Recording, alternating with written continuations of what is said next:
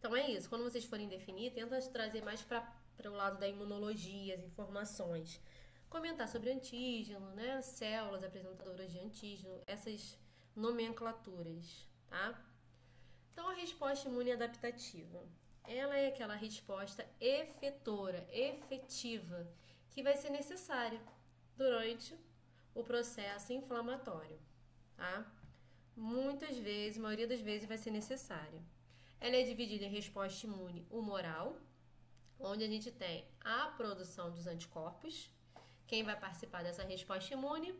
Os linfócitos B, tá? Mas a gente também tem um linfócito TCD4 participando, porque ele precisa ativar esse linfócito B a secretar um anticorpo. Então acaba que a gente tem uma participaçãozinha do linfócito T ali na resposta imune humoral também. A resposta imune celular, como o nome já diz, há a produção de células, linfócitos T's, tá?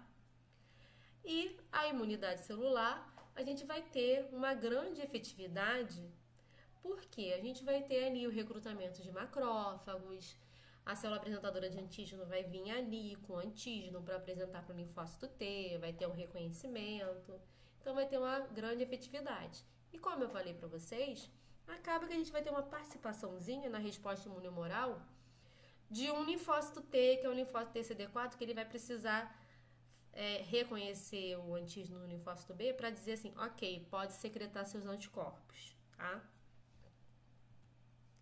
Então, só para vocês reconhecerem que a gente tem a resposta imune adaptativa dividida em celular e humoral, tá? Celular, linfócitos T, humoral, linfócitos B, que secretam os anticorpos.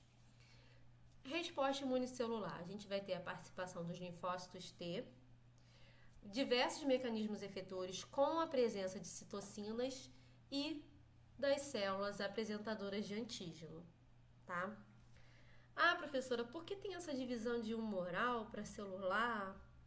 Então, como eu falei, a gente tem a humoral, mas a gente vai ter a presença de um linfócito ali para poder dar um ok no reconhecimento do linfócito B para ele secretar os anticorpos. E, por exemplo, numa resposta viral, a gente vai ter uma grande produção de células da resposta imune celular. Então, muitas vezes, a gente não tem quase a produção de anticorpos. Claro que a gente vai ter uma participação da resposta imune humoral também ali, com produção de anticorpos.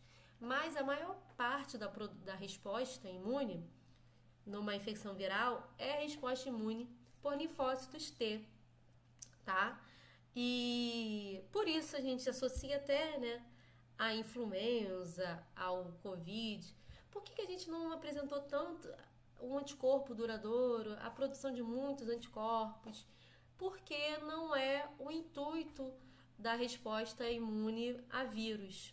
A resposta imune a vírus, a gente tem muita produção de células de memória, células T de memórias, e não células B de memórias que vão secretar os anticorpos, tá? Então, a gente vai ter numa resposta viral uma predominância da resposta imune celular. Nunca é 100%, como eu tô falando para vocês. Eu não posso dizer que a gente só tem na resposta imune humoral anticorpo produzido, que não vai ter ajuda de linfócito T. Sim, tem ajuda. Não é 100% humoral e 100% celular. Não é 100% essa divisão. Então, a gente tem a participação de uma resposta e de outra para vírus, tem também para bactérias. Nas bactérias, por exemplo, as bactérias extracelulares, elas induzem muito a produção de anticorpos. Mas a gente tem também a presença de um tipo de linfócito TCD4, que é o TH2, que ela também induz a produção desse linfócito TCD4. Então, ela não é predominantemente humoral. A gente tem a participação dos dois lados, tá? Mas com maior quantidade um lado, isso sim, tá bom? Então, vocês vão começar a ver um pouco mais sobre esse tipo de resposta imune adaptativa durante as aulas.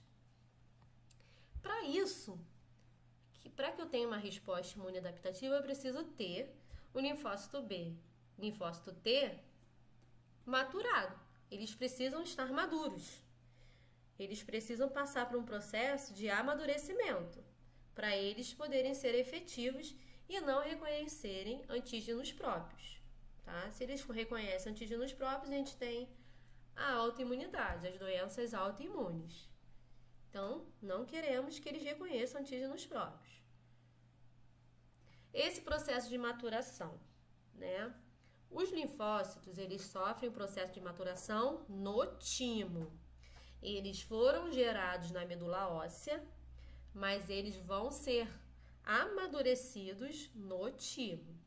Então, a gente vai ter a proliferação do linfócito, né? A célula Pro-T e Pro-B são células virgens ainda, vão ter a sua maturação ali, tá? Como é essa maturação? Eles vão proliferar e vão começar a entrar em contato com o antígeno do próprio corpo. Porque eu preciso saber qual vai ser a resposta daquele linfócito ao antígeno do meu corpo. Ele precisa reconhecer, o primeiro ponto, reconhecer o antígeno do meu corpo. Mas esse reconhecimento não pode ser forte.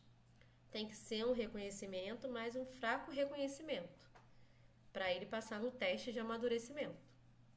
Então, teve um fraco reconhecimento, seleção positiva. Porque quando ele reconhece, né, tanto através do linfócito B quanto o linfócito T, ele reconhece um antígeno, eles começam a secretar receptores, porque eles estão amadurecendo, né? Então, eles vão ter receptores diferenciados que uma célula virgem ali não teve, não tem, tá? Então, nesse momento, eles vão começar a secretar receptores diferenciados de amadurecimento para aquele linfócito. Ele precisa ter um fraco reconhecimento. Se ele tiver um forte reconhecimento, é um perigo, porque ele pode sobreviver, né, e induzir uma doença autoimune, tá? Então, aqui é uma seleção negativa. Ele vai ser eliminado. Se ele passar despercebido ali no momento, né, de apoptose, ele vai sobreviver e vai causar uma doença autoimune. Então, eu quero um que consiga reconhecer antígeno, mas que tenha um fraco reconhecimento a esse antígeno, que é um antígeno próprio.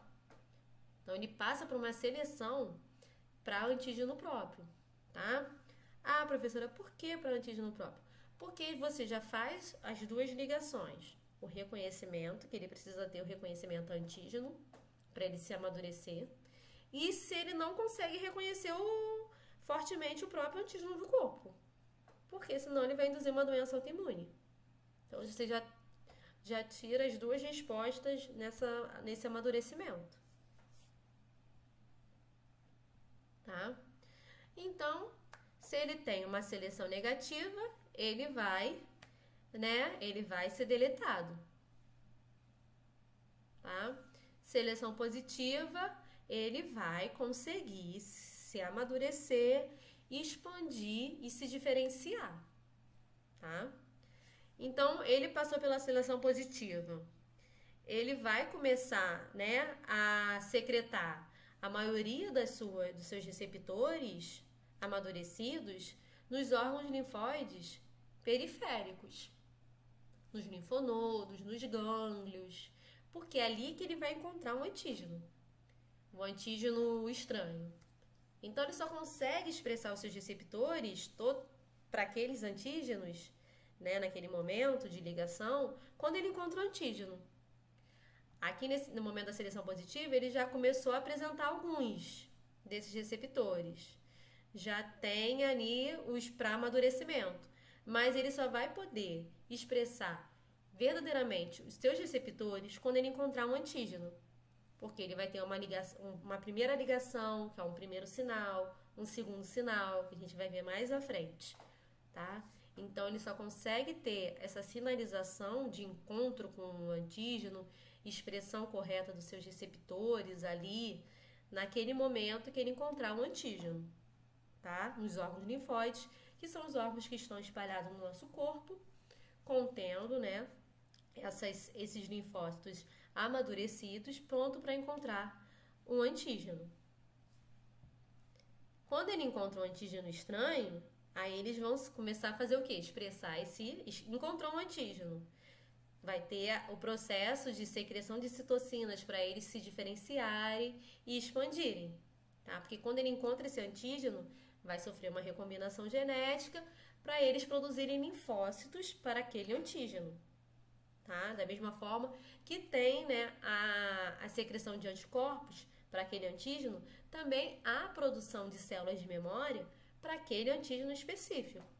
Que a gente tem a imunidade adaptativa de memória celular, que são aquelas células produzidas que vão ficar guardadas no nosso corpo. Se a gente encontrar novamente aquele patógeno, elas vão ficar ali guardadinhas, já específica para aquele patógeno, porque ele sofreu esse reconhecimento ali, essa expansão e diferenciação celular, essas células de linfócitos específica para aquele antígeno.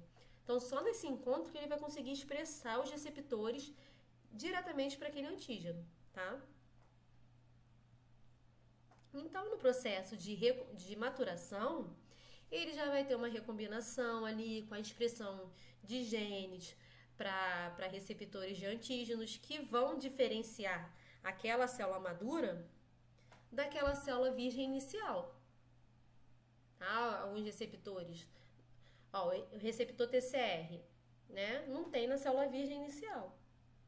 Aí a gente tem uns correceptores que também não tem na célula virgem T inicial, tá?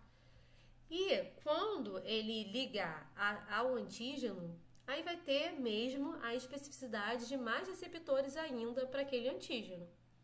Por isso que ele vai sofrendo essa recombinação genética sendo específico para aquele antígeno.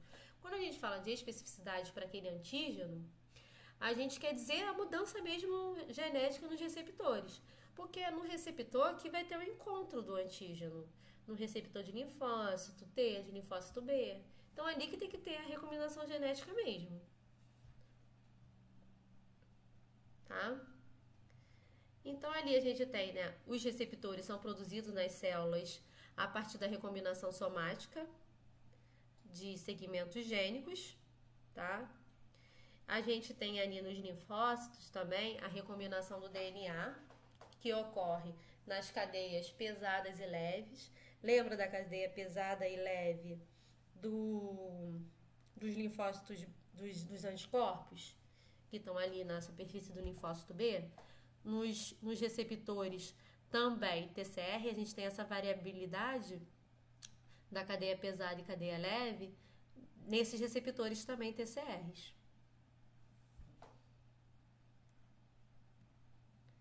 Tá? Então, quando tem, né, a apresentação do antígeno, que acaba acontecendo ali nos linfonodos, as células dendríticas amadurecidas também, da mesma forma que o linfócito amadurece, né, para poder encontrar o antígeno, as células dendríticas elas também sofrem um processo de amadurecimento para se tornarem células apresentadoras de antígeno, igual aos macrófagos. Desse amadurecimento, ele vai gerar o quê?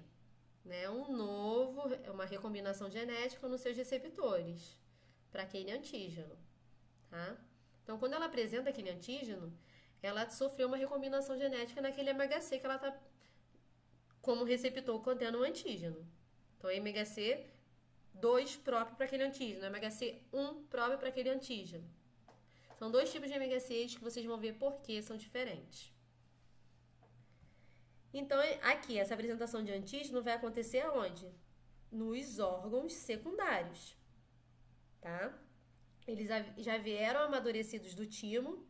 Agora, a parte da recombinação genética para aquele antígeno ali, só quando ele encontrar um antígeno, porque ele não encontrou um antígeno estranho, e ele vai encontrar nos linfonodos, que estão distribuídos no nosso corpo. Tá? Então, essa apresentação vai acontecer nos linfonodos. Por exemplo, as células dendríticas ela tem um receptor B7. Esse receptor B7 ele é muito importante no processo de apresentação de antígeno, tá? E o linfócito T ele tem um receptor para esse receptor B7 das células dendríticas que se tornaram células apresentadoras de antígeno. As células dendríticas, sem ser células apresentadoras de antígenos, elas não têm o B7. Só tem B7 quem se tornou apresentadora de antígeno, quem se amadureceu. as células dendríticas que sofreram esse amadurecimento, tá? Então a gente tem, né, a participação das células dendríticas na resposta imune adaptativa ali naquele momento. Ela tem receptor TOL, que reconhece padrões moleculares dos patógenos. E quando ela se torna, né, célula apresentadora de antígeno, olha a diferença de receptores daqui para cá. De quando ela dá imunidade inata, de quando ela dá imunidade adaptativa. Ó, o B7 é importante, ômega C, tá? Entre outros receptores. Ó, o linfócito aqui também com outros receptores importantes, CD28, tá? Então, vocês não pensem só que a gente só tem o MHC e o TCR como essencial para a apresentação do antígeno. Não. A gente tem os outros correceptores que precisam estar ali. Se esses outros correceptores não estiverem ali, não há resposta, tá? Não adianta só ter o TCR e o MHC, não. Tem que ter esses correceptores também. Senão, você não tem resposta para aquela sinalização ali inicial, né, da apresentação do antígeno. Professora, e se não tiver? Não tem resposta e aquela pessoa ela pode ter algum problema na expressão daquele receptor e isso vai envolver a resposta imune de uma forma muito predominante, né? É difícil. Então, vai ser uma pessoa que vai ter um tempo de vida curto, assim. Então, qualquer coisinha, qualquer pontinho, né, receptor, isso tudo pode ser de uma resposta final na vida daquela pessoa muito grave, né? Não tem um receptor aqui, você não tem uma resposta celular, então você não tem um sistema imunológico bom, você tem uma imunodeficiência.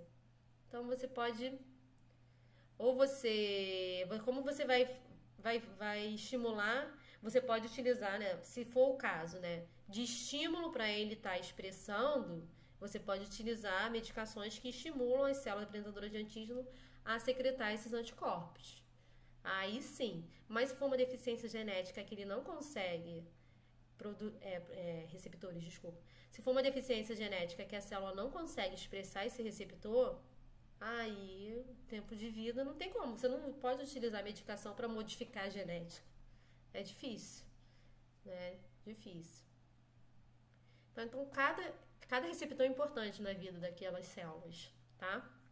Então, a gente tem as células apresentadoras de antígenos, que elas vão ser principalmente essas, células dendríticas, macrófagos, células B, tá? E elas vão estar ali capturando o antígeno, processando dentro delas, tá? Apresentando para as células T e tendo uma resposta ali da célula T.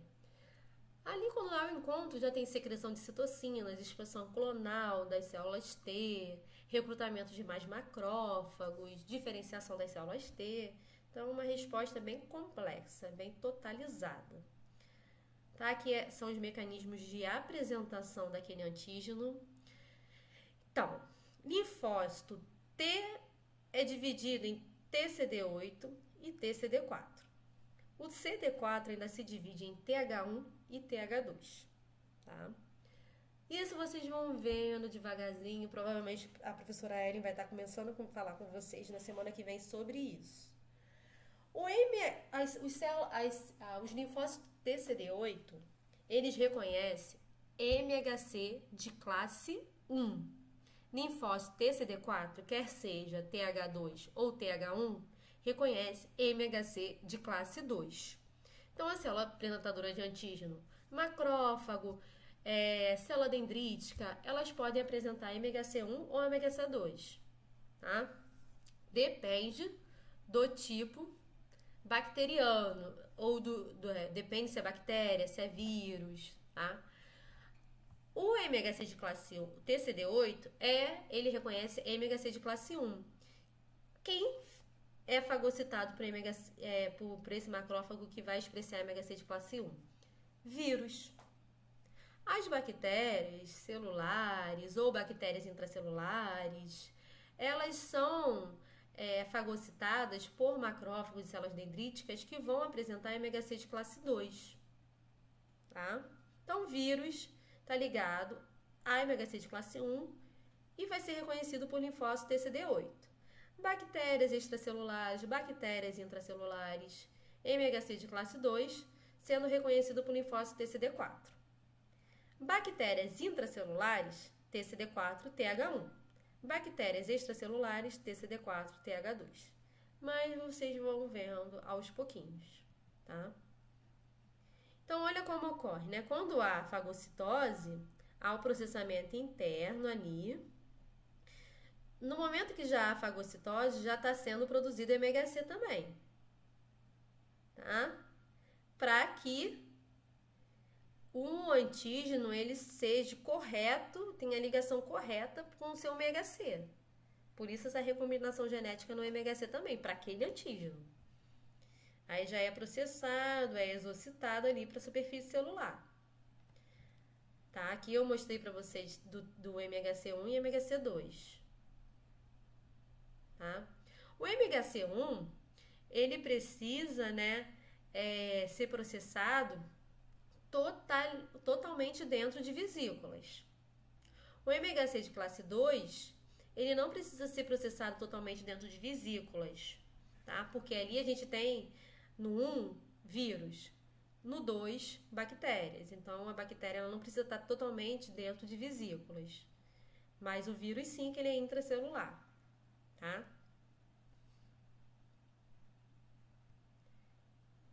Então, aqui forma-se, né, no TCD8, no mesmo momento já é produzido o MHC, no TCD4 também, junto com o antígeno, tá? Para que fique na superfície celular. No MHC de classe 2, forma-se vesículas endossômicas,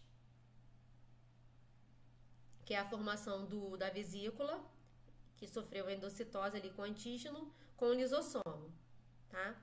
No MHC de classe 1, forma-se um fagossomo, tá? Porque separado, né, da vesícula, tá a formação, o MHC ele fica sendo formado no citoplasma, para depois se juntar ao vírus, do MHC de classe 1. No MHC de classe 2, tudo se forma junto ali, no endossomo, no lisossomo, o MHC e a bactéria ali junto com o MHC, tá? Fica tudo ali sendo formado junto, dentro da vesícula. Do vírus, não. O MHC fica na parte de fora e o vírus fica na parte de dentro, porque o vírus não pode sair de dentro de vesículas, tá? Eu vou ficar até aqui por vocês, que eu preciso terminar agora por conta